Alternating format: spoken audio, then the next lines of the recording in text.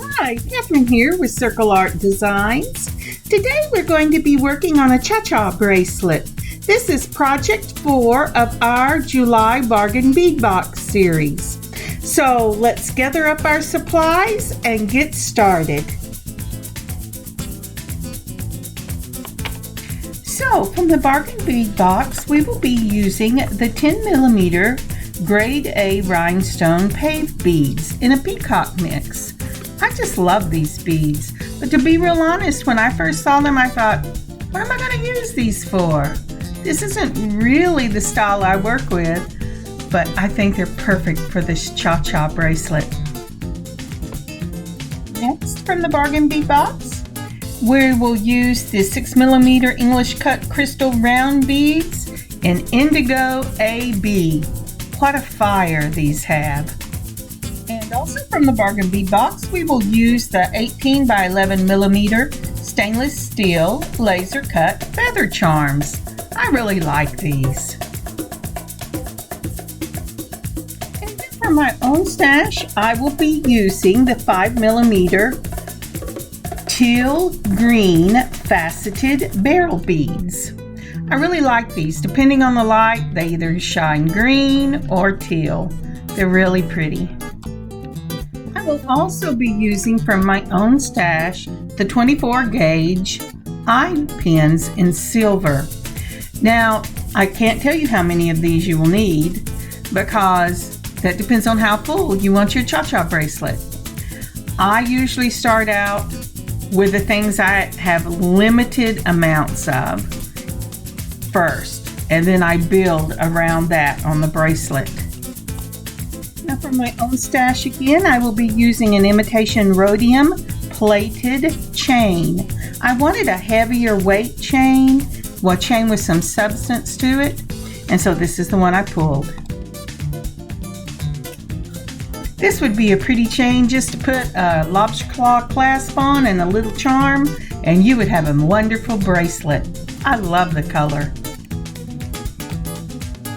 So my bracelet is going to run a total of about 7 1/4 inches in length. This would include the lobster claw clasp. I'm going to clasp that lobster claw right onto the end of this chain since it's a substantial chain. Therefore, I'm going to cut my chain about between 6 1/2 and 6 3/4 inches in length. And now I need to count how many links that was so I can find the middle of this chain. So I have a total of 33 links in this chain.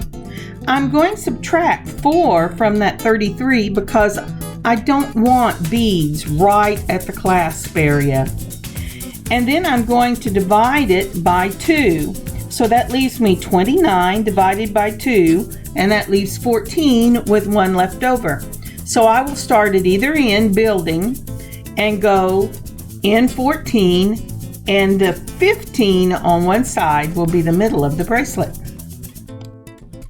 Now to save time, because there are a lot of beads to put on head pins, I'm going to do all the head pin work first.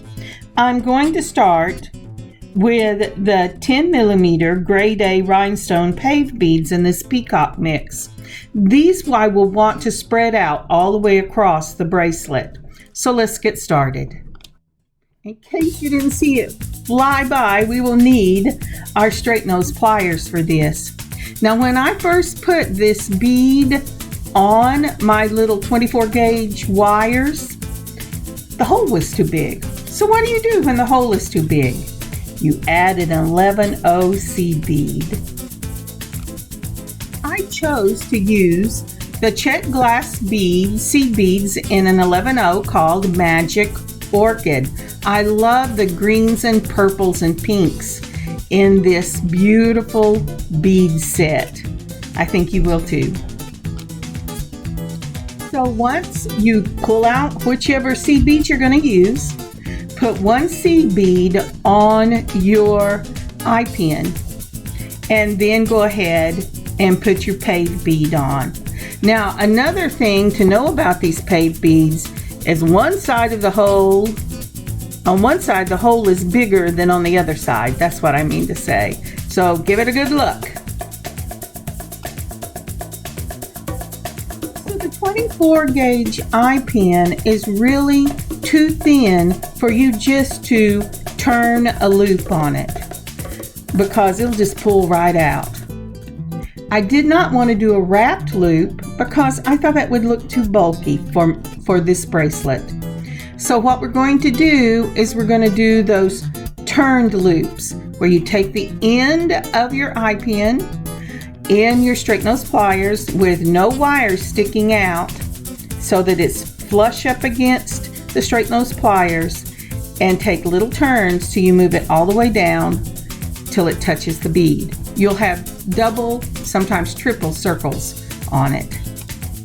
So if you notice, before I started turning the loop, I rubbed my finger on the top of the straight nose pliers. If you feel the wire poking out of those straight nose pliers, move it down a little more. You don't want any wires sticking out. And one more time, take your head pin, put your seed bead on, look on both ends of this bead to see where the little hole is, and then put your bead on. Then putting the end of your eye pin into your straight nose pliers, feel along the edge to make sure no wire is sticking out, and with little turns, turn the loops until you touch the bead. Now with this one, I'm looking to see if there's a smaller hole on the other side. If you come across that both holes are fairly large, there's a little trick you can do. Put your seed bead on, put your bead on, and then with your hands or your pliers, pull on that head pin. What it will do is it will pop that seed bead into the hole of your bead, making it smaller. Then take your bead off, put another seed bead on, put your bead back on, and turn your wire. Okay, that little circle with my hand was to tell me, okay, I'm going to stop and I'll show them the finished product. Ta-da! And now we're going to go ahead and move on to that 6mm crystal rounds in indigo. I don't know how many of these you will need, but you have a limited amount because they came with a bargain bead box. If you don't have a limited amount, then you can put as many of your second bead as you want. We're going to do the same process. We're going to use the seed bead for continuity, and then we're going to put on our indigo beads, and then we're going to roll down until we get all of them on the head pins. Now, one thing I would caution you with, if you are using these from the July Bargain Bead Box, some of my faceted beads came broken. There were chips around the hole and little pieces had broken off of it. So I had to set those to one side. When you're thinking about how many of these you want to use on your Cha Cha bracelet, make sure you look at all your beads first to check and see if you have any broken beads. So one more time, we're going to straighten up your little head pins. You know, these 24 gauge are notorious for getting all bent up. Doesn't mean they're ruined. It just means you're going to have to straighten them before you use them, but straighten them before you use them. I tried to take a shortcut one time. It was a disaster. I don't mind telling you. Then we're going to put on the seed bead. We're going to put on our indigo bead, and we're going to take our wire with our straight nose pliers, making sure there's no ends sticking out, and with little turns, turn it all the way down till we touch the bead. As we are dutifully turning our little head pins, making those little circle loops, would you take a moment, please, and like and leave a comment for this video? I really appreciate it. I don't know if you know, but I reached 500 people. That may not sound a lot like for a lot of people, but it's a lot for me. Thank you so much. So that that was one of the beads that had that chip on it, and I just had to put it to the side. So make sure you check them.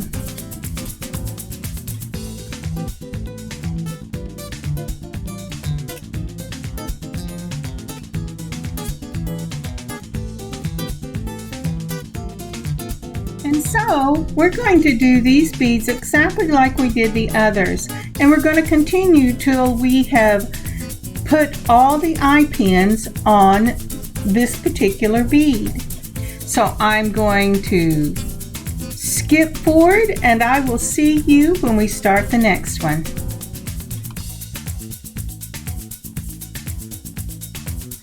And here they all are completed.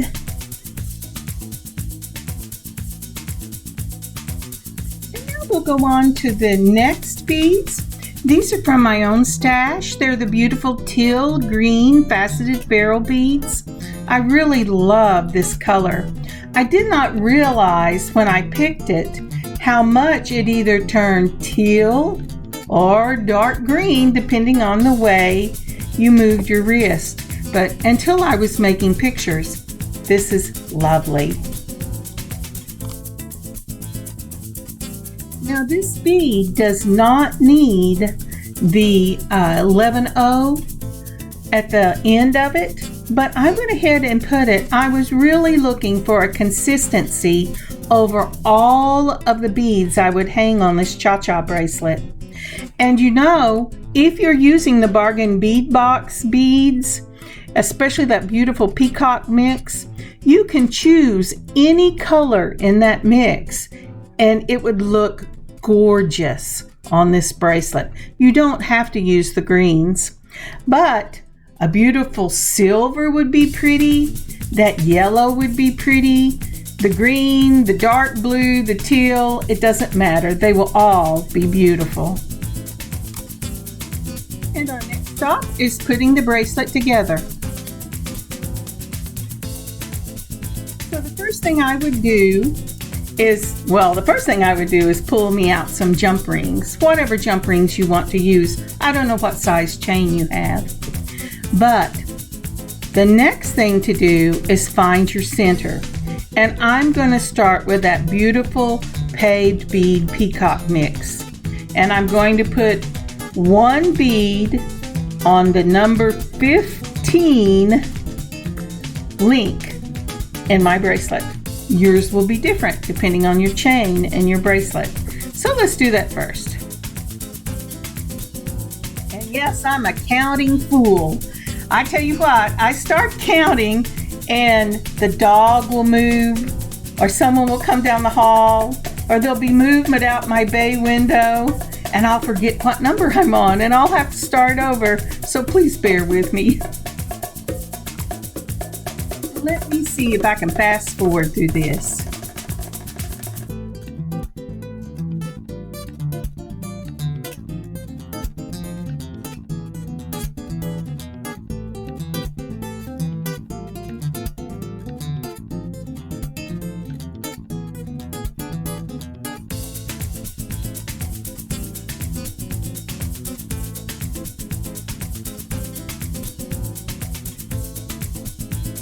So the first thing we're going to do is we're going to take our jump ring, and it will again depend on what size chain you have, and choose the bead you want in the center. I'm going to use that dark blue as I said. Now, oh dear, my hands have fallen off. Oh, okay, let's straighten this up a little bit. I really have a hard time finding that little pearl. Yep, and all right, I'm moving the camera. If I take this out, you won't see what I'm doing. Sorry. All right, let's try this again. All right. So taking two sets of pliers, you're going to hold them between the two sets of pliers. Move your hands over, Kathryn. I know you get there. There I am. And then you're going to twist the wrist, and that opens the jump ring. Then you're going to put on your bead. I was trying to get it in focus. That is the bane of my existence. and then put your bead on, and then put the jump ring on in the center of that necklace. See? And it just sits right like this. When you close your jump ring, just back it back up the way you twisted it forward, twist it backwards. Now doesn't that look pretty? Now the next thing we're going to do is we're going to place our beads. And let me tell you, when I am doing this, it's very important that your chain links all lay flat. I have a tendency to pick them up and not look where I am putting the jump ring, and then when I get it done, I'll have some on the top and some on the bottom, and I have to go back in and change it all out. And that happened to me with this bracelet. But here you can see about where I'm spacing them. I'm leaving 2 or 3 links on the ends, on both ends, because number one, I don't want the beads banging on my wrist when I put it on a table or a desk. But the other thing is we're going to be putting a lot more beads on here.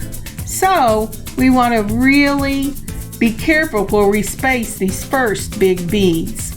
And then it's just a matter of taking your jump ring, making sure that you open it correctly by holding it between 2 chain nose pliers, twisting one wrist, putting your bead on, or it doesn't matter, bead or jump ring, but just be consistent with which one you do. And pay attention that your bracelet is laying flat on the mat when you pick it up to put that jump ring on. I wrestled with this for several hours because I was not careful and I made a mess. So here we go. As you can see, we have it, dropped it. Okay, so as you can see, I'm putting the jump ring on that I've opened, and then I'm going to put the bead on. Then holding it again between 2 chain nose pliers, we're going to twist it back towards it till it's really closed well, and then we'll go to the next one. So moving on, let's open up this jump ring. We're going to put it between the 2 pliers, twist, open it, put on our bead, and then we're going to put on our chain nose, and then we're going to put it on our chain. What I was thinking, the reason I stopped as I was watching this is because I went, ooh, the first 2 times I put it on the chain first and then the bead. And I think my inconsistency right here, because I have to tell you I was getting tired at this point, is why I put some of them on the top and some of them on the bottom, because I did not lay that chain out and make sure it was exactly where it needed to be. So do you remember when your mom used to tell you, or your dad, do as I say and not as I do? Well, this is one of those instances when it's really true. Do as I say and not as I do. Make sure you lay that chain down and get it straight, and every time you put a bead on, so that when you look at that chain, you can tell if that jump ring is on the bottom of that loop or hanging up on the top of that loop, because the chain gets twisted so easily, and I don't want you to have to spend hours trying to fix your mistake. But can you see how pretty that looks? I just love that.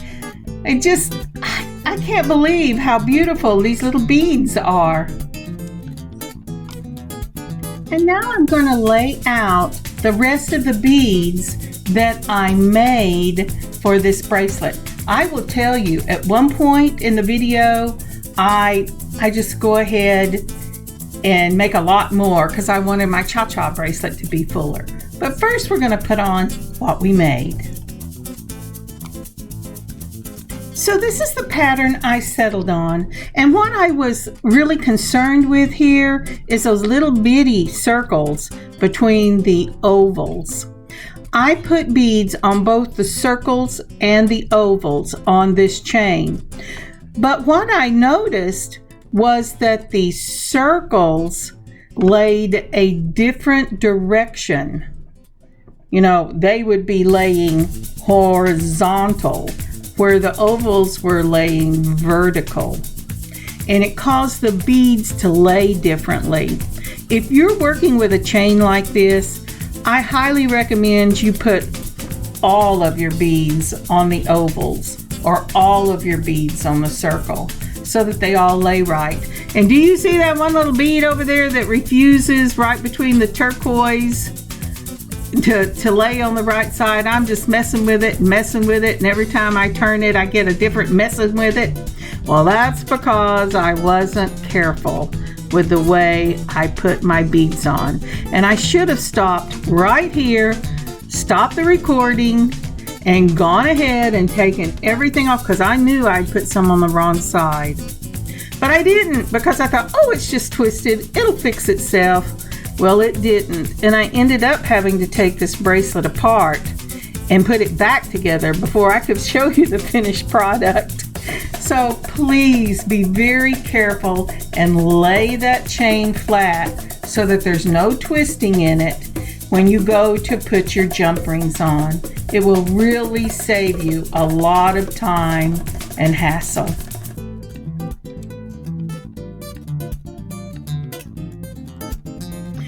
So I have gotten all the first round of beads on. I have the beautiful pave beads. I have those lovely, oh yes, those lovely dark indigo beads, and then the teal green. Now what I'm showing you here is that I'm going to go ahead and put all of the beads on that I made, and then I'm going to add more beads, because when I put this on and I moved my wrist, there were too many holes in it.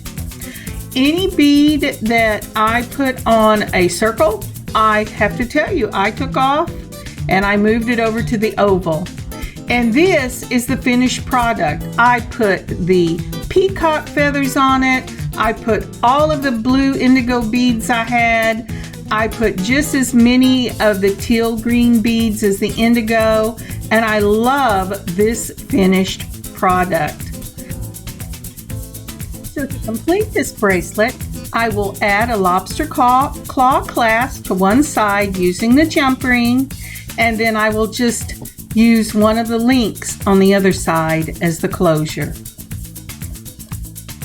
I haven't decided whether I'm putting this one up in the shop or not. It turned out to be the perfect size for my wrist, and I just love it. And I don't have any more of this particular combination of beads to make a second one, so this will probably be my own. But I'll let you know if I put it up in the shop. Thank you for joining me today on this beading adventure. I hope you have a wonderful Friday, a great weekend, and an amazing beading adventure of your own. Kathryn, circleartdesigns.square.site.